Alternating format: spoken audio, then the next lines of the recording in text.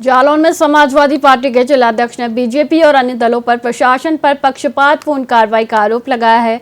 उन्होंने कहा कि महंगाई के विरोध में प्रदर्शन करने वाले सपा कार्यकर्ताओं पर पुलिस ने 50 नामजद और 200 अज्ञात लोगों के खिलाफ मुकदमा दर्ज किया है, जबकि अन्य दलों के खिलाफ कोई कार्रवाई नहीं हुई।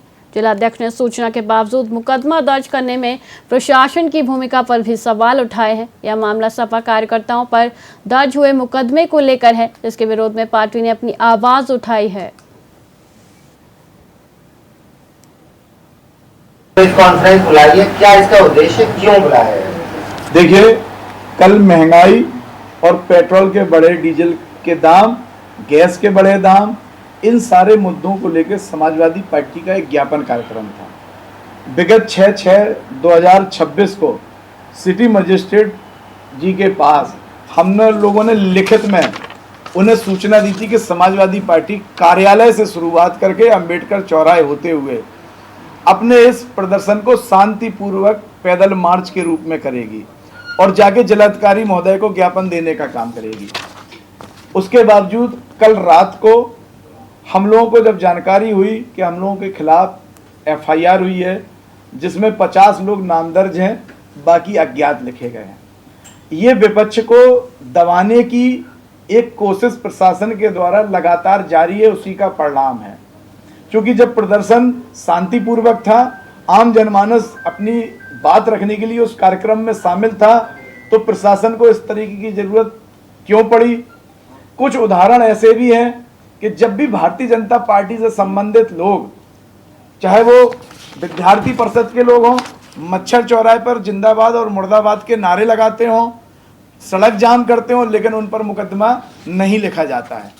इसी तरीके से जब एक सामाजिक आंदोलन में वकीलों के द्वारा एक आंदोलन होता है, तब भी मुकदमा नहीं लिखा जाता है। इस आंदोलन को समाजवादी पार्टी का भी समर्थन था।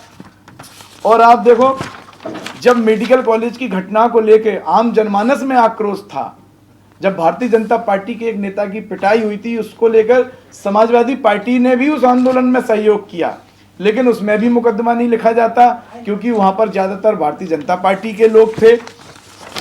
जब भारतीय जनता पार्टी के वरिष्ठ नेता लोग, जनप्रतिनिधि लोग पुतला जलाने का काम करते हैं, उन पर परमिशन नहीं होती है, लेकिन उन पर मुकदमा नहीं लिखा जाता है।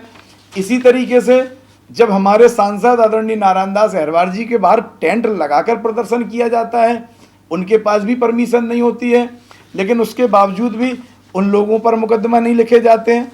लेकिन इसके विपरीत, जैसे ही आम जनमानस कोई आंदोलन करता है, सरकार के खिलाफ आवाज़ उठाता है, जैसे माधोगढ़ में कुछ महीनों पहले गरीब महिलाओं ने स्मार्ट मीटर को लेकर आवाज़ उठाई, तो आप देखिए उन पर तत्काल मुकदमा लिख दिया जाता है। अभी कुछ दिन पहले कांग्रेस पार्टी ने महंगाई को लेकर आवाज़ उठाई, तो उनके खिलाफ मुकदमा लिख दिया जाता है। और जब समाजवादी पार्टी कल कार्यक्रम करती है, तो उससे विचलित होकर समाजवादियों पर मुकदमा लिख दिया जाता है।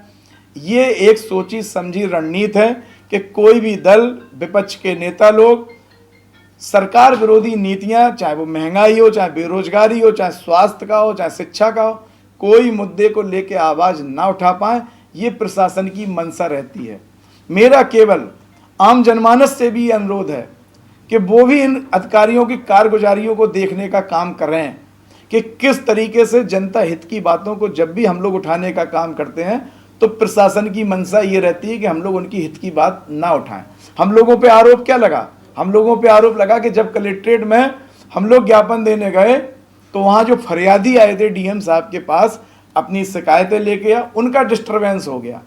हम आपसे पूछना चाहते हैं, जो कल 1,500-2 हज़ार समाजवादी पार्टी के और आम जनमानस के लोग वहां अपनी फरियाद लेकर गए थे महंगाई को लेके, विरोध को लेके, तो वो क्यों नहीं सुनी गई?